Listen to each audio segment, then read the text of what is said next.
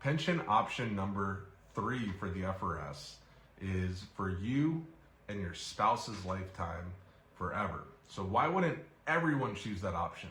We're going to get into that in this video.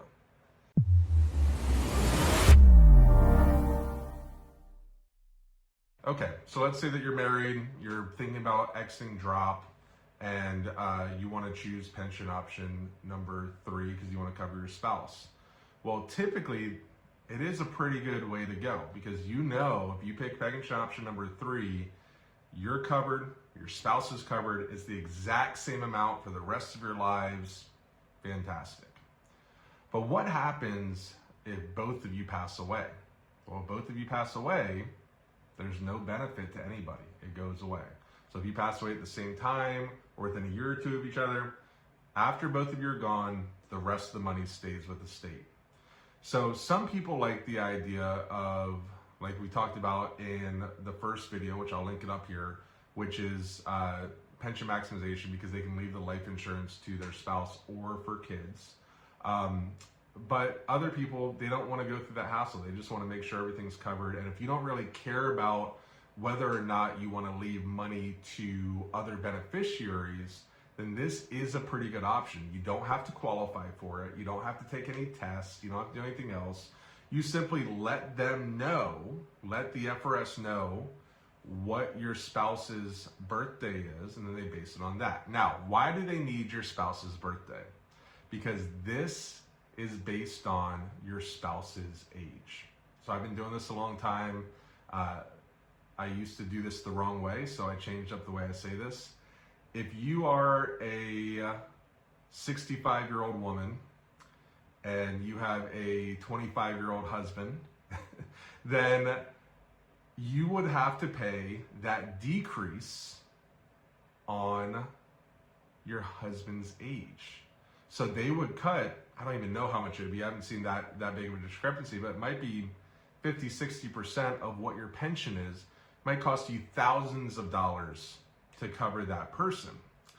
Now, conversely, if your spouse is older than you, it might not be that big of a deduction, right? So if your spouse's life expectancy is less than what yours is, it's not that big of a deal to take it, but statistically, they will probably pass away before you, so you might be paying on something that you never get a benefit for, right? So think about that.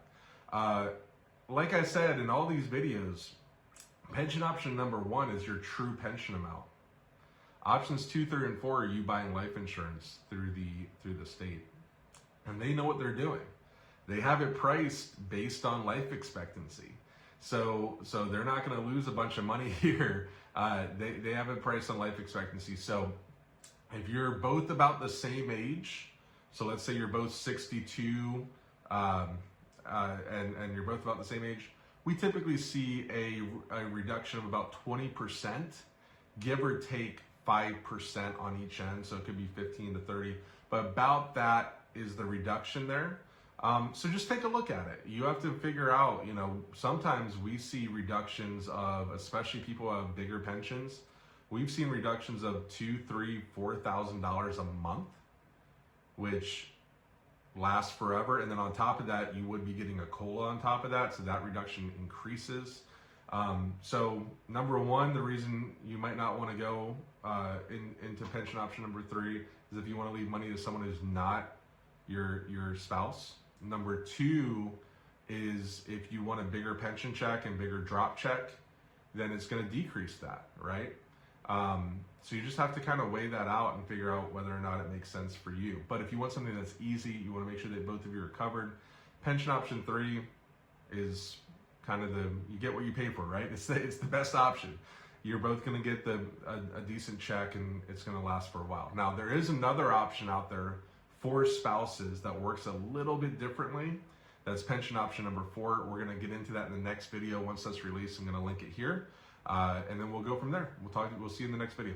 Thank you so much for watching our videos. If you need more information about the FRS, if you need more information about just retirement in general, that's what we do every day. Please subscribe if you can.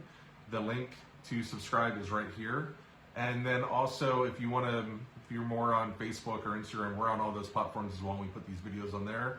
The links to those are down below, or you can just search Anders Retirement. We update those pretty often. Thank you so much. We appreciate it. Have a good day.